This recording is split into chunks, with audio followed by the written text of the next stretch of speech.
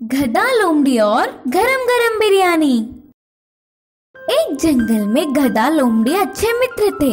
उन्हें हमेशा वही खाना खा खा के बोर हो गए, तो कुछ नया खाने की इच्छा जागी।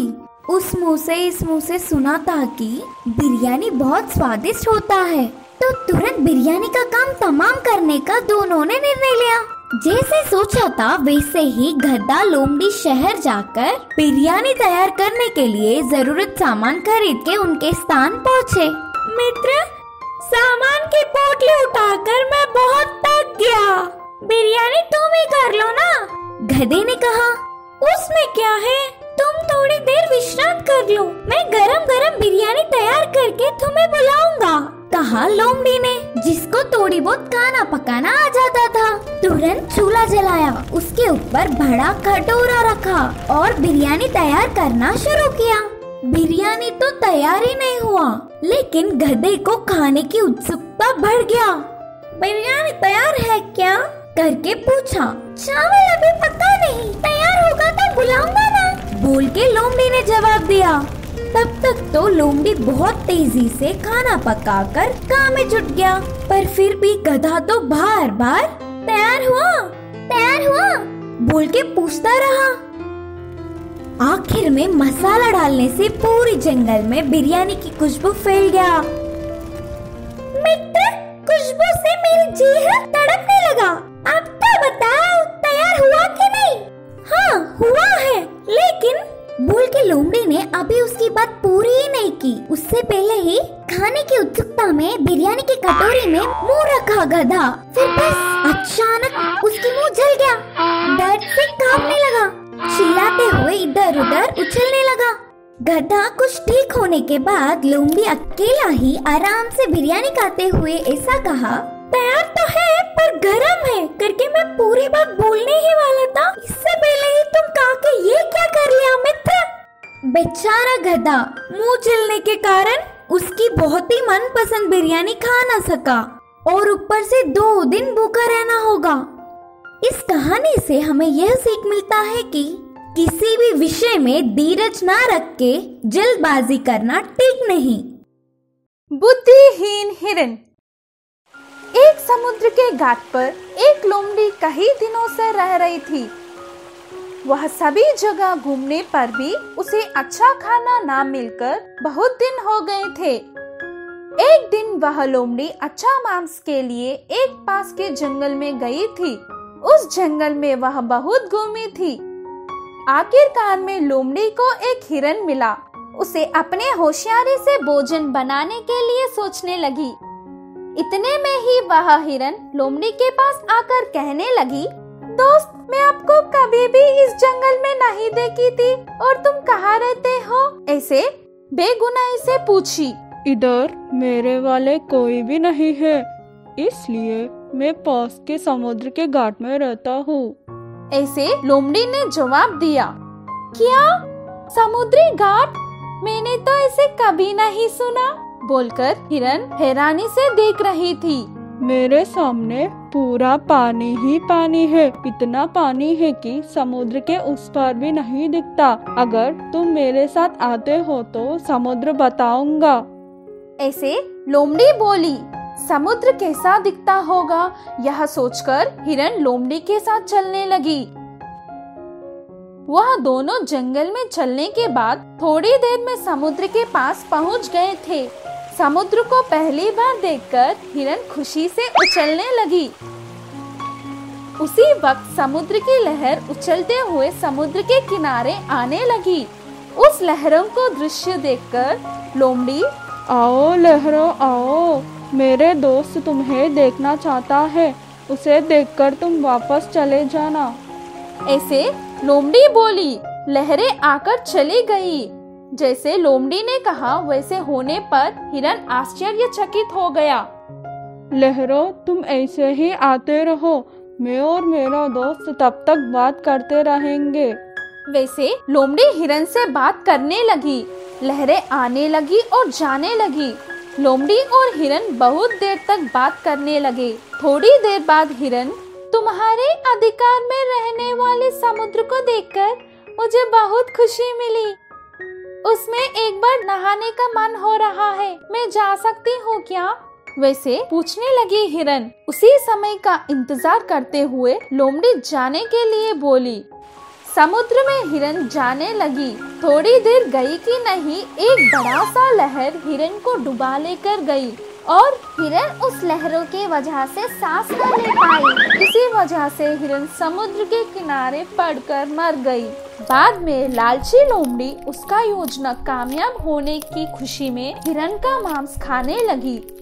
इस कहानी की सीख यह है कि दूसरों के बात में कितना सच है, यह जानकर उसके बाद आगे बढ़ना चाहिए। एक भले कबूतर की कहानी। एक जंगल में एक कौवा और एक कबूतर रहा करते थे। कबूतर एक बहुत खुशहाल जीवन बिताता था और उसको जितना खाने को मिलता था वो उसी में खुशी खुशी खुद भी खाता, तो वो उसे अगले दिन के लिए बचा कर रख लेता था। जो कोई भी उससे मदद मांगता था वो उनकी मदद जरूर करता था। पर कौवा ऐसा बिल्कुल नहीं था। जितना अनाज उसे खाने को मिलता था वो उसे खुद ही खा लेता था। वो कभी अगले दिन के लिए कुछ बचा कर नहीं रखता था और वो सब जानवरों का मजाक उड़ाते रहता था। एक दिन अचानक तेज हवा और बारिश होने लगी। ऐसा लग रहा था कि तो कोई तूफान आया है। अम्मू, इस बारिश में मैं तो कैसे भी गुजारा कर लूंगी, लेकिन मेरे मासूम बच्चे इस सर्दी और बारिश में कांप रहे हैं। अब मैं क्या करूं? ऐसा लग रहा था कि कोई तूफान आया है। उस तूफान में कबूतर का घोंसला टूट गया। कबूतर रोने लगा। पास में ही उसे एक कौवे का घोंसला दिखाई दिया। कबूतर अपने बच्चों को लेकर कौवे से मदद मांगने उसके घर गया। दोस्त, कौवा बाहर आया और कहने लगा, हाँ, क्यों बुलाया मुझे? कबूतर ने कहा, दोस्त, इस बारिश में मेरा घोंसला पूरा टूट गया है। इस सर्दी और बारिश में मेरे बच्चे भीग रहे हैं। मुझे और मेरे बच्चों को घर में रहने के लिए आज रात जगह दो ना अपने घर में। तब कौवे ने जवाब दिया, मुझे और मेरे बच्चों को घर में रहने के लिए जगह बस नहीं हो रही है। अब तुम्हें कहाँ से जगह दें? जाओ किसी और से मदद मांगो। कौवे का जवाब सुनकर कबूतर अपने बच्चों को लेकर खरगोश के घर गया।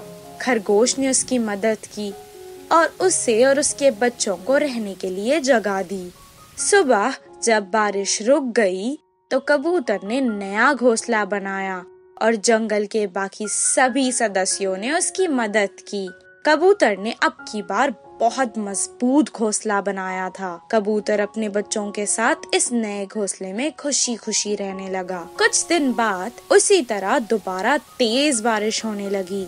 इस बार कौवे का घोंसला टूट गया था। बहुत देर तक लगातार बारिश होने लगी।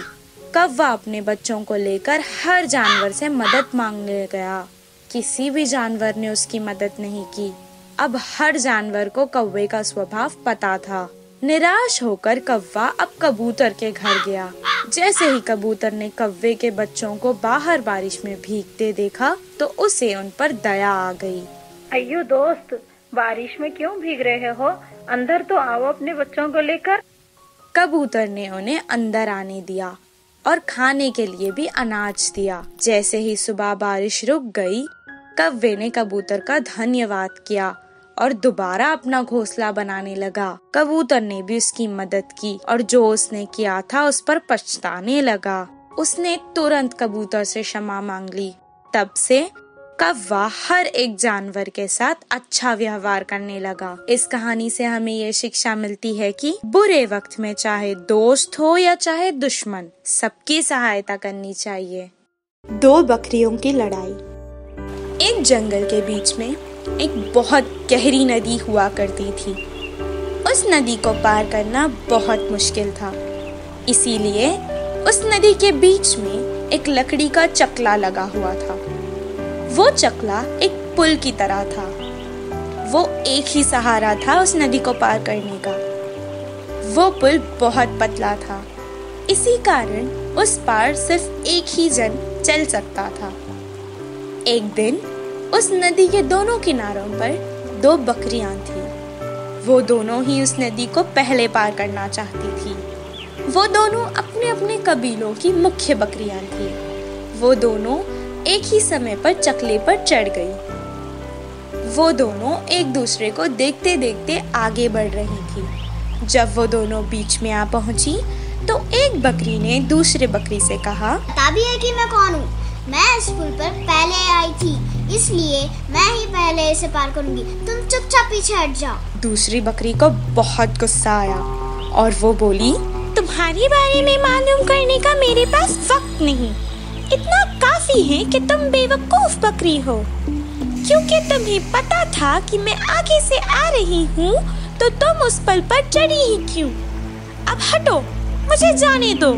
शायद तुम्हें पता नहीं, मैं इस इलाके की मुखिया हूँ, इसलिए तुम मुझसे नहीं जीत सकती।